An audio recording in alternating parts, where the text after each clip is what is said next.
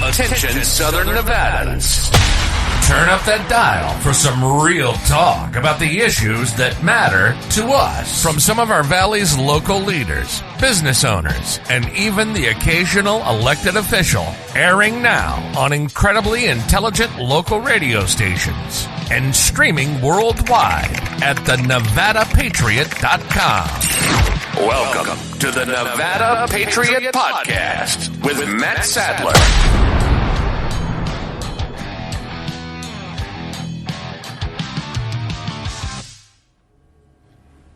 We have another great episode for you today. Joining the Nevada Patriot Podcast, we have Leah Willis of Leah Willis Dance Arts. I'm excited to get to know all about her, and I'm sure you listeners will be excited to learn about the opportunities she's bringing to our kids here in Pahrump. Sadly, one of the things I hear a lot in our community is there's not a lot for the kids to do here. Well, I'm here to tell you, Leah Willis and her nonprofit organization, LWDA, will be giving our youth a great chance at doing something both fun and healthy. So glad to have you, Leah. Welcome to the show. Thank you so much for having me. I'm so glad to be here. Amen to that. And thank you, my lovely bride, Sharon, for kind of co-hosting with me today. Say hello, Sharon. Hi, thanks for having me too, Leah. I'm so excited for this interview. It's going to be awesome. All right, Leah. So why don't you tell our listeners a little bit about yourself? Well, I am an avid dancer, obviously. Yep. Dance has been my life for over 34 years. I started dancing when I was 5. Gotcha. My mom is the one who got me started dancing, and she taught dance for 17 years. And so I watched her, and then somehow I fell into teaching dance when I was about 14. So I've been teaching dance for over 25 years or so, but I've been dancing myself for another decade over that. Yeah. And I just always felt like it was an important part of my life. But somewhere around college time, I wanted to be an educated dancer. I didn't want to just know how to dance. I wanted to put the educational facets into what I had been learning physically. And then so I went and got my bachelor's degree in dance. And from there, I wanted to figure out how to deliver my passion of dance and education to the community. And I went back to school and got my master's in business. And from there, I was able to build a vehicle that I could really deliver these facets to the youth. It meant so much to me. Yeah.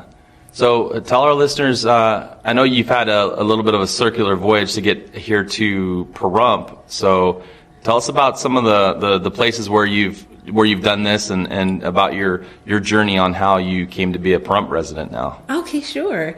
So it has definitely been a roundabout journey. Mm-hmm. Yep. I started off with our nonprofit organization in California, and we were in the city of Long Beach and had a wonderful time with the youth there. And then we ended up migrating to Henderson, Nevada. We were there for about 2 years and did some work with the Boys and Girls Club of Henderson. And then somehow we ended up migrating to the state of Missouri. Yeah. And we did our program there for 3 years, and we got to work with the St. Louis Public School District. And, oh, mind you, when we were in California, we worked with Long Beach Unified School District. And so we were in Missouri. We did some great things with some of the Boys and Girls Clubs there. And we also worked with Matthew Ziggy Boys and Girls Club and did some wonderful collaborations with an offshoot program of ours that helps students who are on the autism spectrum. Okay. And so that was a really wonderful and rewarding and phenomenal experience to help those students to help to engage.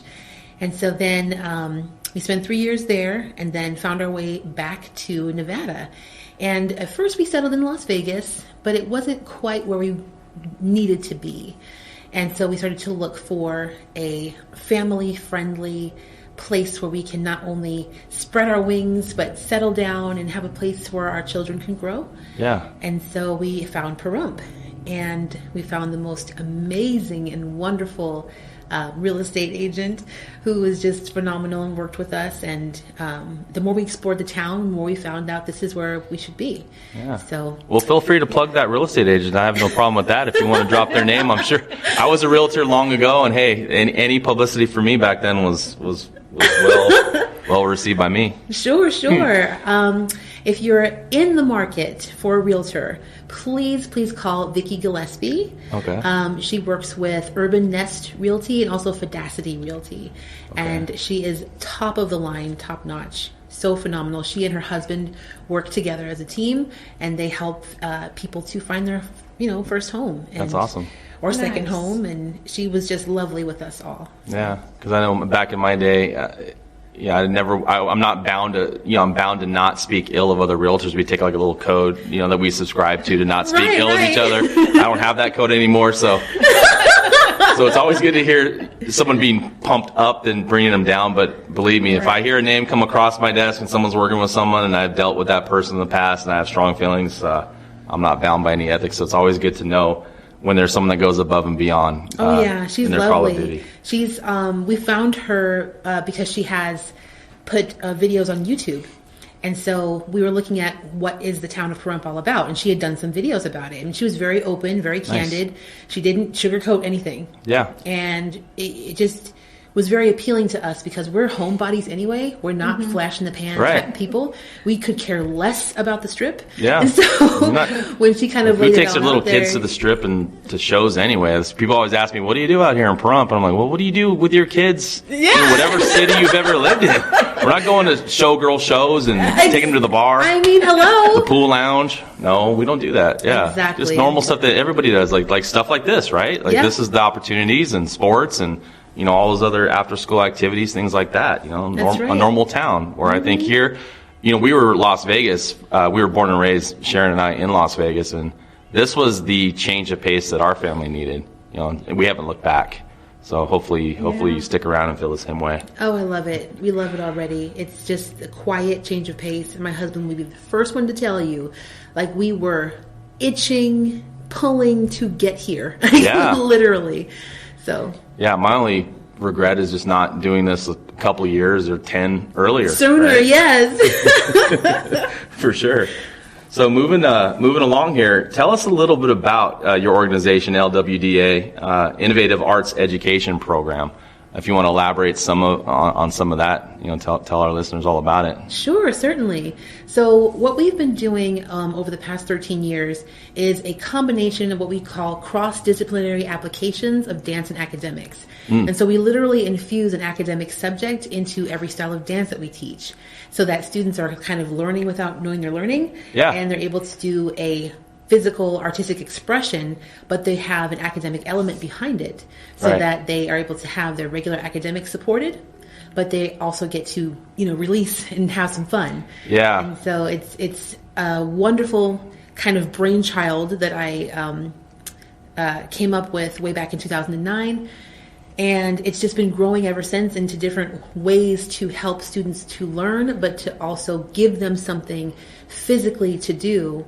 And because there's an academic element with each dance style, they're able to also kind of find a track to their career competency, what they want to be when they grow up. Yeah. So we have students, some of them have told us they want to be veterinarians or lawyers or a number of different career tracks. And so we have different career options that are inside of whatever it is that they would like to do. So, for instance, we all need math. Yeah. We all know that math is necessary, but we give it to students in a very palatable way through the dance technique, so that when they go back to school or their regular schooling and they're doing their dance steps and they're remembering, oh, I learned this already. I learned this equation, or I learned how to solve this problem or this issue, but I was doing it with dancing, like with my body. Yeah. We do the same thing with language arts. We do our modern contemporary technique. We combine it with different language arts facets. So they're learning about reading comprehension and cadence and syllables and pronunciation and spelling and all these different things,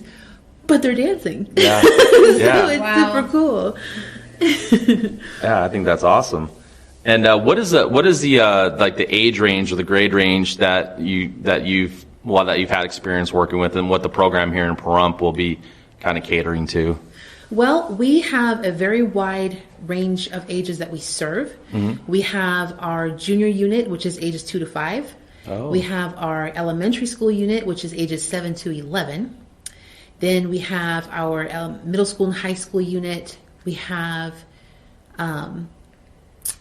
our ages 12 to 18, and then we have our college unit, which is 19 and above.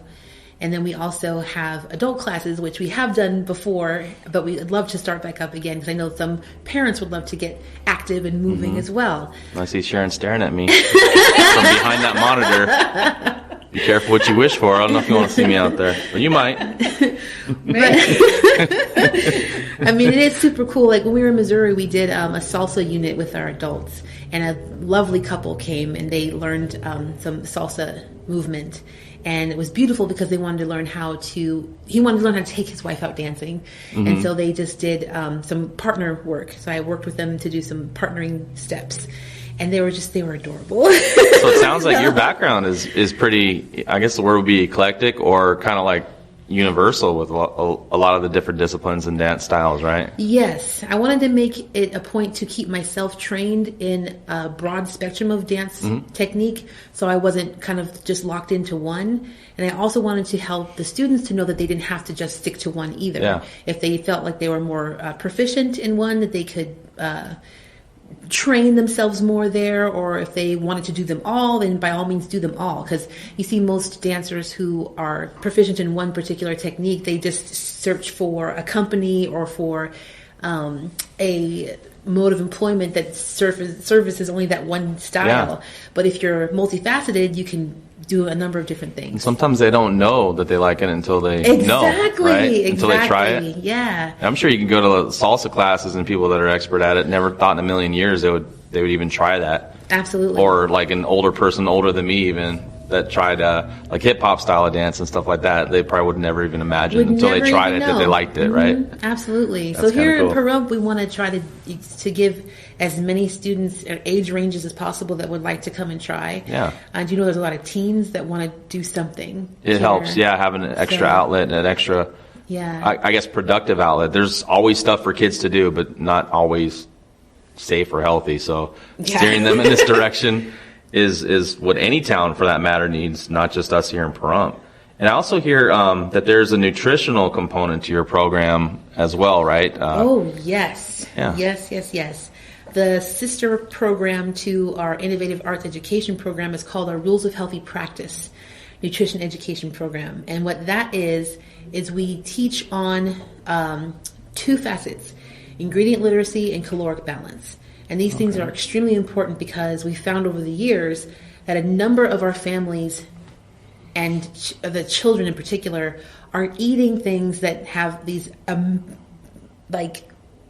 horrendously named ingredients that they have no idea what chemical components are inside of them. Frightening. So on top of that, you may have students who have allergens to certain things. Yeah. Some families don't eat pork.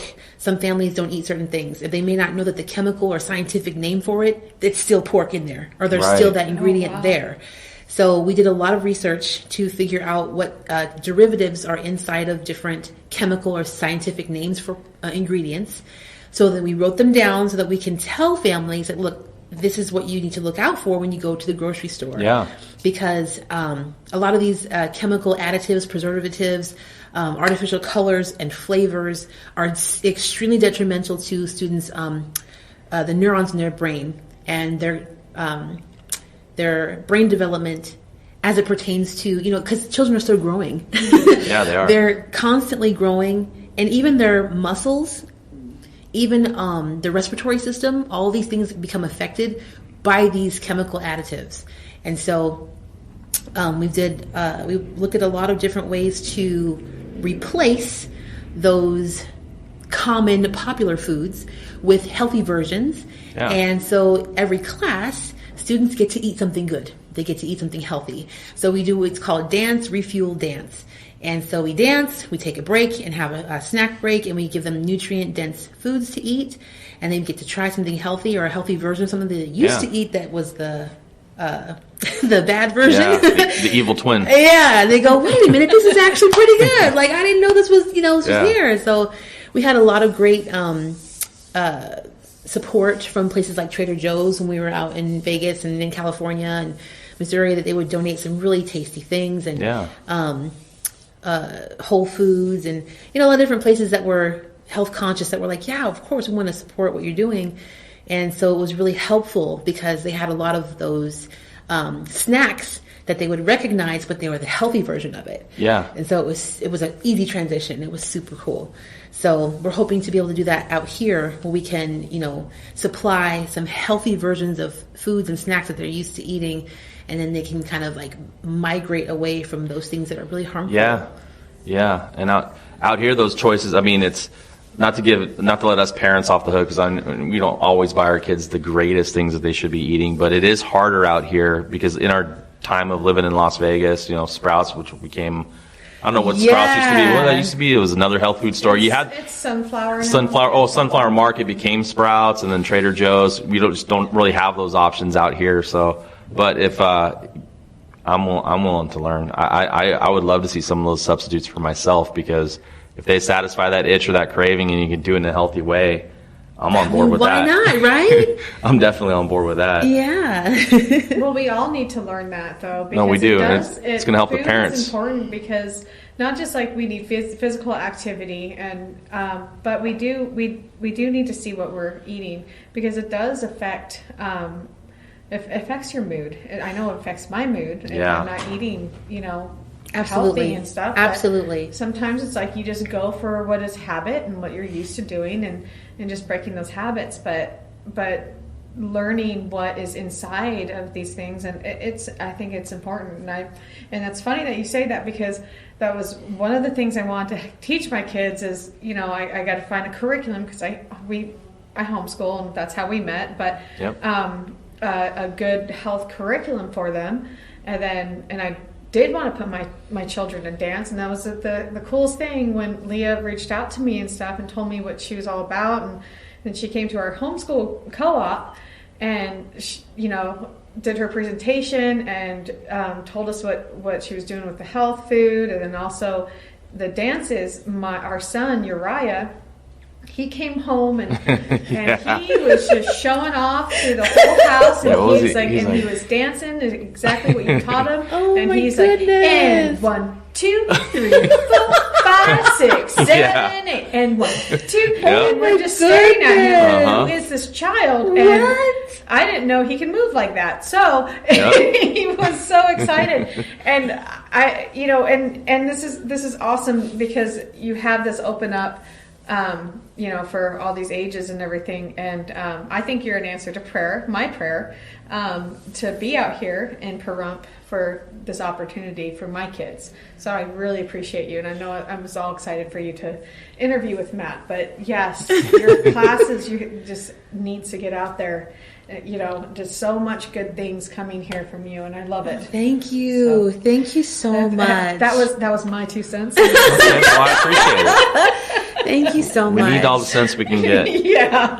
I just literally, this is what I was called to do. Yeah. And I could not do anything else. I mean, I've run the program where we've only had 2 students, but I had to do it because they needed me, and that's all we had at the time. Yeah. I've run the program where we had 30 students, and it was a full class. Yeah. And they were 3rd, 4th, and 5th graders.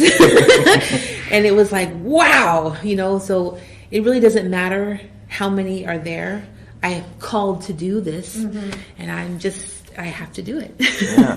Before we cut to a little break here, I just want to let our listeners know a way they can get in touch with you, because registration stuff is coming up very soon, or opportunities to register for the next session is coming up. Pretty much, we're on it right now. Do you want to let our listeners know a quick and easy way to get a hold of you, or where they go from here? Yes, absolutely. Registration for our winter spring season is open now. Classes will start January 5th. Got it. And so you can call 702-929-7016. And from there, we'll get you a registration form. Everything's done online, and we can get you all signed up.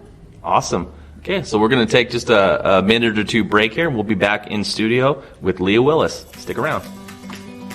Hey Pahrump, I want to tell you about Leah Willis Dance Arts. The LWDA Innovative Arts Education Program fuses 7 styles of dance with 7 academic subjects, not to mention much needed artistic and physical outlets for our kids. The program even includes nutritional education. Folks, this opportunity is affordable for your family. This exciting program also offers field trips, guest artist workshops, lecture demonstrations, and more. Registration is now open for the winter and spring season. Call 702-929-7016. That number again, 702-929-7016.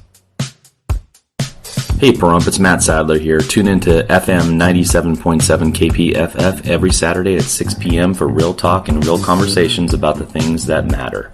The Nevada Patriot podcast with Matt Sadler will feature topics and conversations with business leaders, faith-based leaders, elected officials, political candidates, and important issues that are changing our society forever.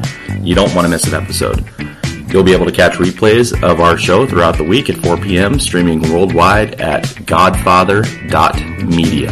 If you have suggestions for topics or you're a business looking for acknowledgement opportunities during our show, call the station toll-free at 1-877-PAHRUMP.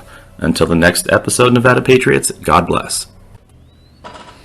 Thank you for staying with us, everybody. This is Matt Sadler with the Nevada Patriot Podcast with Matt Sadler. We're back in studio with Leah Willis. Thank you for staying with us, Leah. So we have a new dancer orientation coming up this week. Did you want to tell our listeners what's going on this week? Yes, we are going to be having our new dancer orientation, which we normally have before the start of classes. And we do is kind of give everyone a rundown of how the year is going to run, the days and times for classes, what to expect, what to bring, and just kind of how to be prepared. And we're going to be having that this Wednesday, December 21st at the Pahrump Community Center, right there next to Peachack Park. Yep. And it's going to be at 3 p.m. It'll last about an hour. Okay. So I take it that's where people that are already registered, they're going to have their orientation, but it's also going to be open to folks that may not have registered yet or want to gain some information. It's kind of open for them if they're curious. Yes, if anyone has not registered yet, please feel free to come on by. You'll all receive the same information, and if you do want to register, we can take care of you from there. Good deal. And that, again, is at the Pahrump Community Center at 150 North Highway 160, 3 p.m. on Wednesday, December 21st. And if they don't make that, I take it they could still kind of get in prior to the first classes starting at the beginning of January, right, if they were to miss that? Yes. Just please give me a call at 702-929-7016 so that I can get a registration link emailed over to you. And that way you can register before classes start on January 5th. Gotcha. Okay, so as we're talking about your program, so when I mentioned LWDA, that definitely stands for Leah Willis Dance Arts. And the makeup of your organization, it is a nonprofit, if I'm not mistaken, right? I don't know if we told our listeners that before, but yes, so we are a 501c3 nonprofit organization, and we started in 2009, so we are 13 years strong. Gotcha. Woo-hoo! Congrats. That's good. And going along that line, what are some of the goals of the program? Like, where do you see yourself maybe, or see the program 3-5 years down the road? How do you see things going, or what do you hope to see? Well, I'm hoping that the program can kind of be a mainstay for students and families that becomes kind of like a lifelong educational outlet where we have physical education and nutrition education, community service, and all these things that can be done for students and families, and as something positive that can continue to go forward and grow, for years to come. Okay. And where can the families expect to meet regularly, and on what days would classes be offered once the winter spring session is going? So we're going to be meeting on Thursdays and Sundays, from 2 p.m. to 5 p.m. over at the Pahrump Community Center. Gotcha. And we have the classes right now broken down into 2 different age groups, so that everyone in similar age groups gets their attention and their time. Mm-hmm. So we have the little younger ones from 2 to 3, and then we have our older set from 3 to 5. Gotcha. Okay. Yeah, they're going to want some extra hours probably for some extra techniques. Yeah. Attention span reasons, right? They can handle a couple hours. Yeah, the younger ones, not so much. They have a very short attention span. Yeah. Yeah, so I also was reading up on you a little bit because I'm a stalker by nature. So I hear, and also word of mouth because I'm curious as well. I'm just kidding about that. I'm not a stalker, not in any illegal way. You do your research, Matt. Yes, I did. That's what I meant. I'm bad with synonyms. So I hear there's going to be field trips and things like that, or something that you've kind of the organization's been into in the past. And do you want to elaborate on how that might play out here in Pahrump, or what we can expect? Sure, absolutely. So we have a couple of different components that are part of our program that kind of help with the well-rounded learning facets of the whole entire program throughout the year. One of those is our community service learning, and we try to do or select from 4 different projects throughout the year. Okay. And this is something that's great for our students who are in high school and college, because they can actually get volunteer hours for the community service that they do. And so we do agricultural learning and self-sufficiency. We also do advocating literacy to the first 5 generation. We do cleanup, and we also do entrepreneurial mentorship. And so we choose from one of those and try to complete 1 to 2 throughout the year, depending on how long the project goes.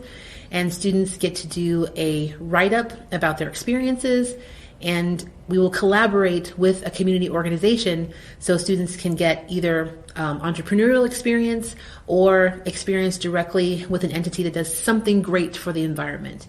One of our most popular programs projects that we did or have done in the past has been the agricultural learning and self-sufficiency.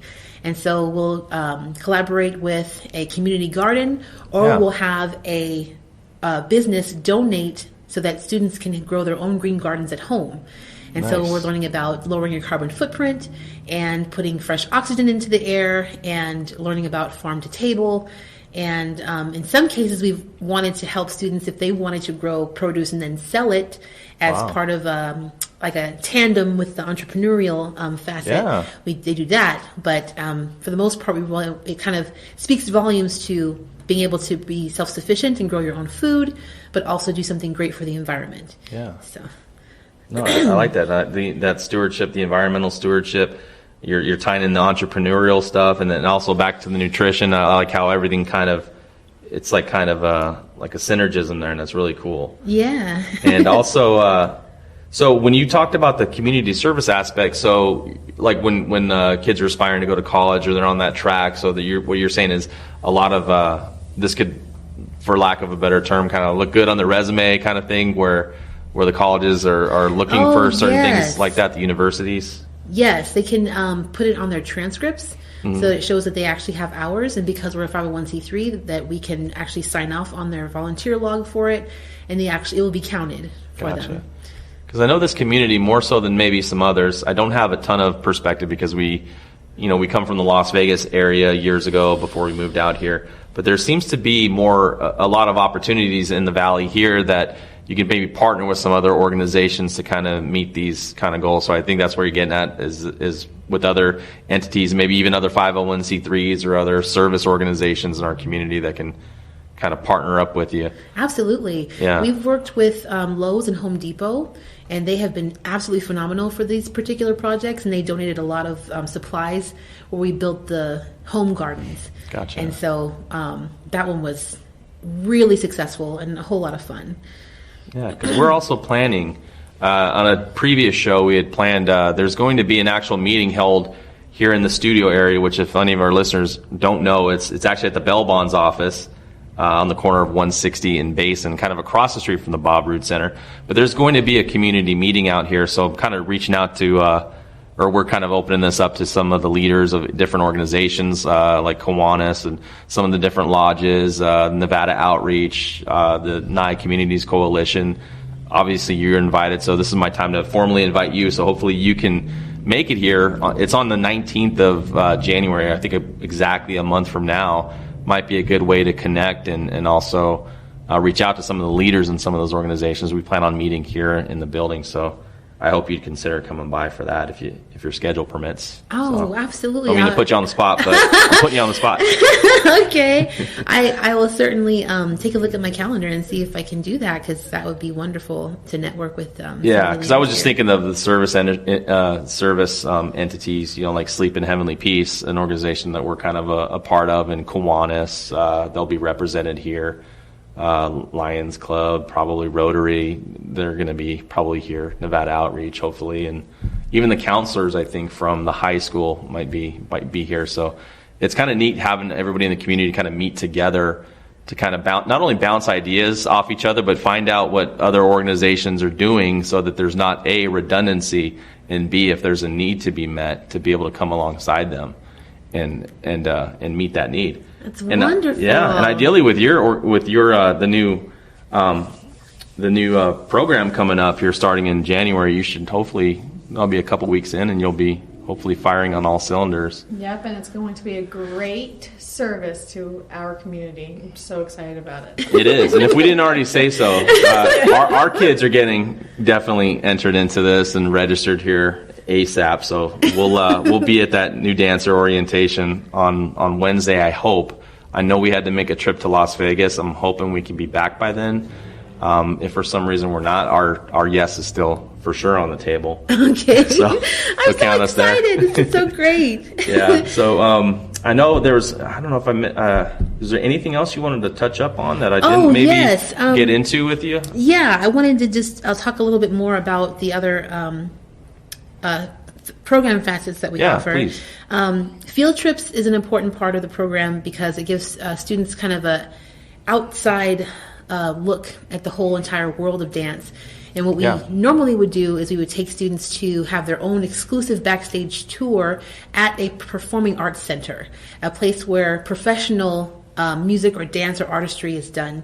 And they'll get to go behind the scenes and work with the light board director and the sound director. Yeah. And they'll get to work with the stage manager, and they get to see kind of how a production is put on from a professional perspective, and kind of hear the different technical terms like the electrics and the wings and, the light, the soundboard. Like they get to kind of, play with some of the dials and, the microphone, and kind of see how those things work.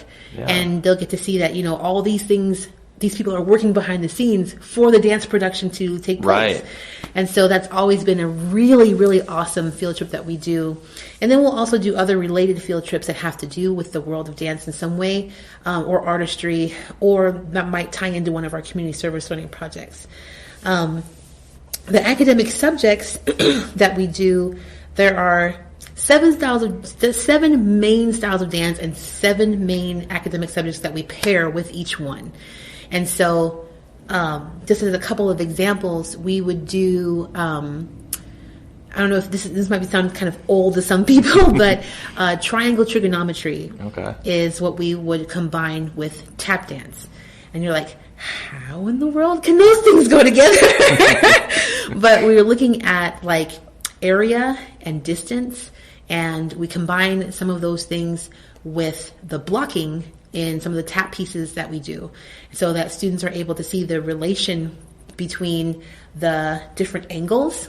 Yeah. And, some people who are math whizzes know like sine, cosine, and tangent and stuff like that. It's been some years, but I remember. Yep. Like how those things are able to be translated into the blocking for the tap piece that we do. That's kind of just on the surface of one of the things that we do. We've also combined some of our urban movement with human biology, and we're looking specifically at cell division, where we look at, when our cells divide in our body, our nails get longer, our hair grows, and, certain different things happen. And so it also kind of ties into the healthy eating, because we're looking at the things that go into our body, and then we're looking at what happens in the process of cell division. And leading up to mitosis, when the cell divides, we use that in the choreography to kind of illustrate that whole process. And so that's just an example of what we do. But we kind of, help them to see that there's a whole world of learning and education that has to do with our everyday lives, with our human body, and with, the way that we relate to the world, and the things that we want to do, or the things that we are maybe just don't quite understand about how the world works, and we illustrate that through the dance technique. Yeah. And it's a whole lot of fun. No, I believe you, because I grew up in a time when I didn't realize that certain, like I was in athletics, so certain things that you learn in one sport could transfer to another. Like for instance, I played soccer, so the balance and stuff that you can gain from playing soccer for years translated to basketball and being able to have the leg strength and different things. And then you start hearing about football players that are taking ballet lessons, for instance, right? So parents out there, if you have kids that are wrestling or in contact sports, football, basketball, maybe dance and different things like this, it's going to help them in that avenue as well. It's true. I watched a whole documentary on football players and ballet. Yeah, you wouldn't think so, but those linemen are doing ballet moves. Goodness. And that could get you in the NFL. They were good, and they really looked at the agility and the flexibility of it, because as they're running down the field, to be able to stop and turn on a dime and avoid a collision, that takes so much coordination and balance to carry their weight, because football players are not light. Nope. So it takes a lot, and it's so fascinating to see how they interpret it into their bodies. Yeah. It was super cool. So the last thing I wanted to kind of touch on a little bit is our lecture demonstrations, which is so much fun. So every year we try to do a lecture demonstration tour where we take the dance pieces that we've done so far, or for that particular time frame, and we start to ask the local schools and universities if they would like for us to come and do an assembly. And so it's a performance experience for our students, and it gives them confidence building because they're performing in front of an audience. Yeah. And then it also, if we're performing at an elementary school, it allows for our students to be like an inspiration or a mentor to the younger children who are looking at them going, wow, they were able to do that. That looked like so much fun. I would like to do that too. Yeah. Because some children don't know what they want to do. They may not know that they want to dance, but whenever we do our lecture demonstration tour, we not only show them the power of dance, but we show them the connections to the education, so that they can see that there is a through line, and whatever they're able to learn in school, they can translate it into their art form or into their expression, whatever they like to do. So we give them a demonstration of how we show whichever academic element that we're focusing on through the dance performance, and then we give them a sample of the dances that we've learned so far.